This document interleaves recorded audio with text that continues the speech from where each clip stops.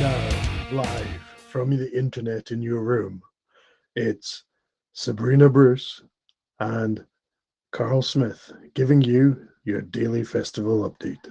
And just to contradict Scott from the lead-in, this is actually a two-day summary because we were both shattered yesterday after the preparations for the festival and then the party. Starting the party took a bit out of us, so we're actually just coming in on the first full day of the festival with our roundup. So, Sabrina, how was your experience of the opening ceremony? What did you think? Well, one, this shows how you actually work from home with dogs and It's all about adaptability. I'm adapting by closing my door. Well, that's cool. It's we have to use all the equipment available to us, and the door is a sensible piece of kit. Real life, we are not going to edit this. No. Wow, yesterday it was a multitude of emotions. I think the one massive thing about it was for us to be able to see us as Agile20Reflect workers, all our hard work coming into effect. And so many people, can you remember the exact numbers that actually turned up yesterday? It was actually amazing. About 260. I don't think I've ever been on a meeting that big before. Not a virtual one anyway. And the fact that we got everyone, the dancing, the fact we got dancing, I never ever thought that I'd be able to see so many people dancing, excited, and the fact we ran over as well, and people stayed because it was intriguing. And going through all the different adjectives, it's nice to see something that we're all so passionate about come to life. And it's even more excited now. We're physically in it on the day now. We're physically here. We've got all our events going. And I'll pass my passion to you, Carl. Yeah, so the opening event was actually very entertaining on lots of levels, I thought. There was a lot of behind-the-scenes banter as we didn't keep to the timings, but that's fine because that's normal, and adapting to various changes in what you think you're going to do but actually allowing experimentation is what Agile's really about. So I think it was fascinating to do a retro, just looking back at what we did against what we planned to do, and we did most of the things we planned to do, we just didn't do them the way we'd planned to do them. And I think that's quite exciting and also quite funny because it was fun.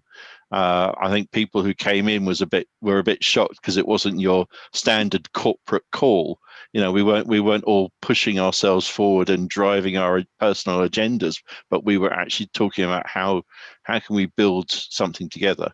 And I think that's the kickoff point for the whole of this festival. It's not about me, it's about we. It's about how we move this agenda forward, how we become better at listening and better at learning. So it was really good, very exciting, lots of fun. Now we've actually just come off the Patrons event, but before I let Sabrina loose on that, because I know she's desperate to get there, I just want to talk about why we're doing this call. We're doing this call much like you have with the festivals, and you have a roundup at the end of the night. It goes on TV. People find out about what's going on tomorrow. Find out about what they missed that they can maybe get on video, and we're really excited to be here at this point to be able to share what we've seen, but we also want to hear from you. So if you have an event coming up and you'd like a sort of 3 to 5 minutes spot, put a note in the comments and we'll contact you about coming onto the show. If you've attended and you've heard something that's like, wow, I'd never actually thought of that before, we are inclusive. The whole purpose of this festival is to share knowledge, to learn from each other.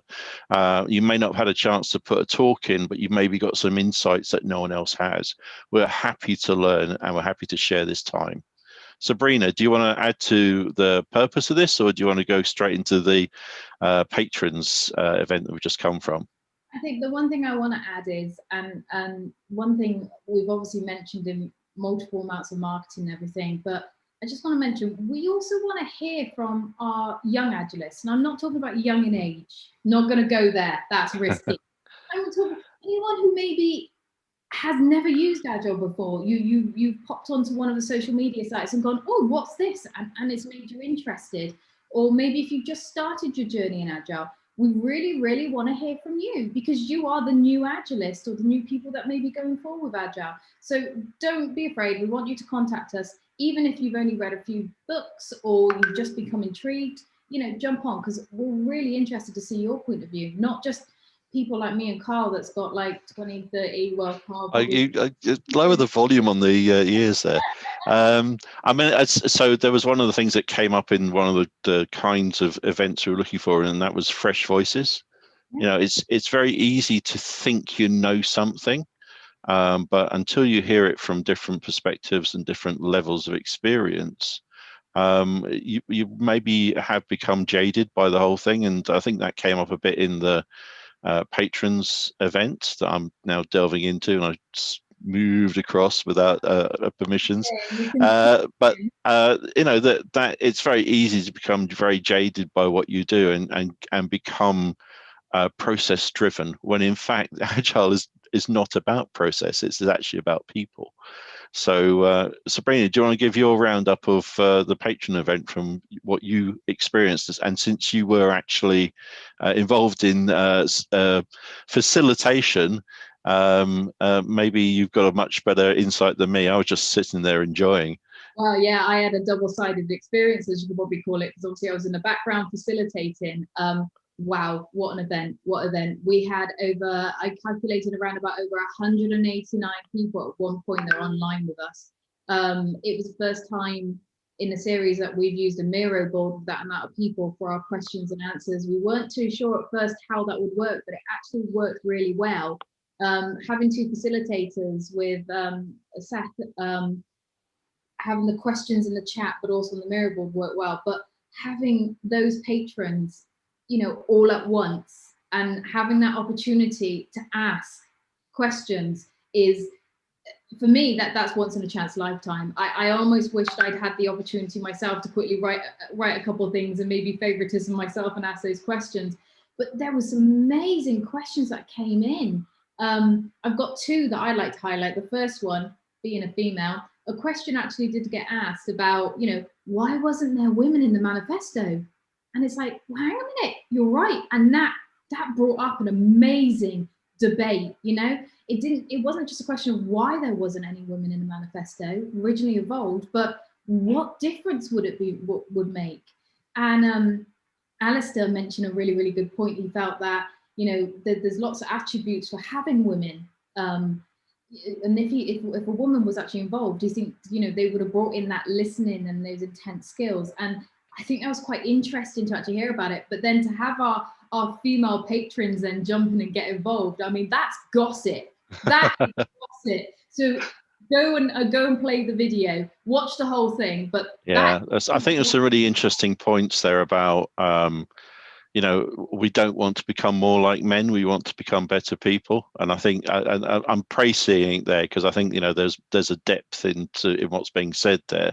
And I think men are less aggressive than they used to be culturally. But when they did the manifesto, I bet it was a shouting match. I think it's an interesting evolution, and letting people speak is a much harder job than people understand, as Sabrina definitely knows, because I just cut in.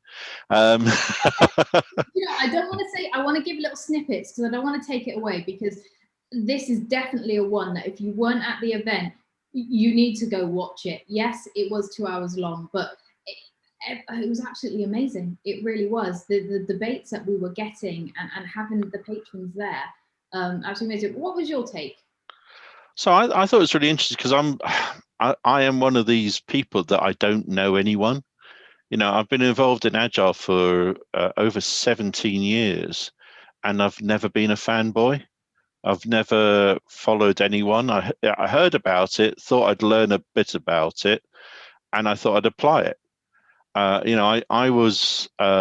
applied Agile for, I think, 6 years before I did a certification in being a Scrum Master.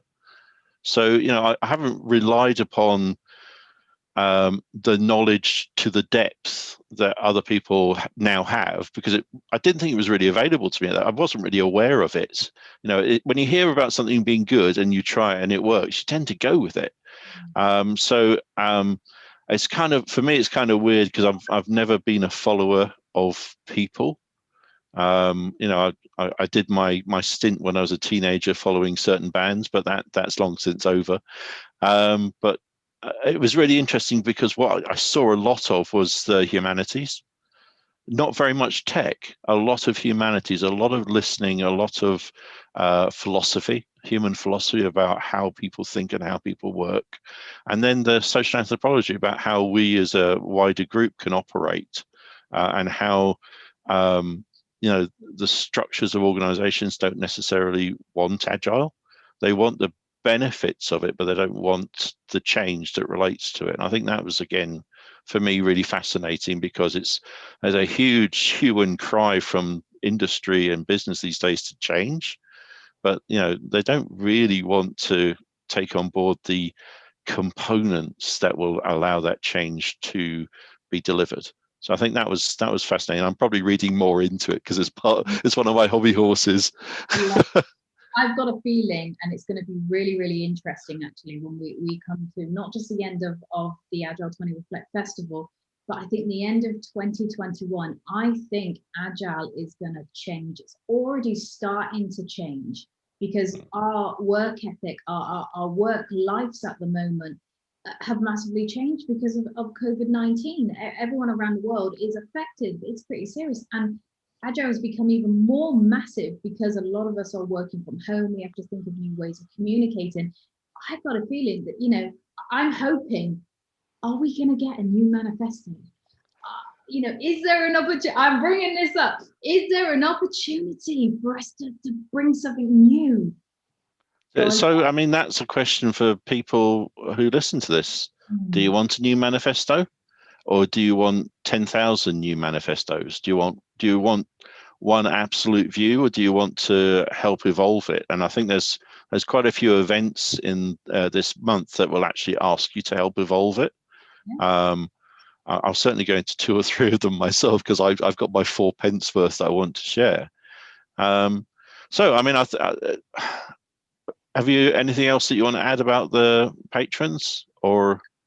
Well, yeah, I've got one more. So another really, really, so actually I'm going to be a bit cheeky here, because it is worthwhile watching this. There is actually a little sneaky snippet actually in the patrons video about the reason why they decided to do it in Snowberg. And I think you'd be very shocked. There was actually another location that they were originally going to do it, but it's quite surprising the reason why. So I'm not actually going to let that out of the bag. I want people to go back to the video and see. And another thing I want to add is back to the manifesto. It was brought up last night in the opening ceremony. I can't remember who mentioned it, but they said about we need to add to the Agile values. We need to add to the manifesto, that there's at least a minimum of one thing that we need to add. Sorry to go back. It just literally prompted me about last night. But yeah, but definitely go watch the video. There's some sneaky little things that you would never have known about the location and reason why it was in Snowberg. So it's quite interesting. So I'm not going to tell you more. You can jump on the chat and tell me off for this, but I'm going to leave you with that. Excellent. So what have you got planned for tomorrow? What are you looking forward to seeing? Have you decided?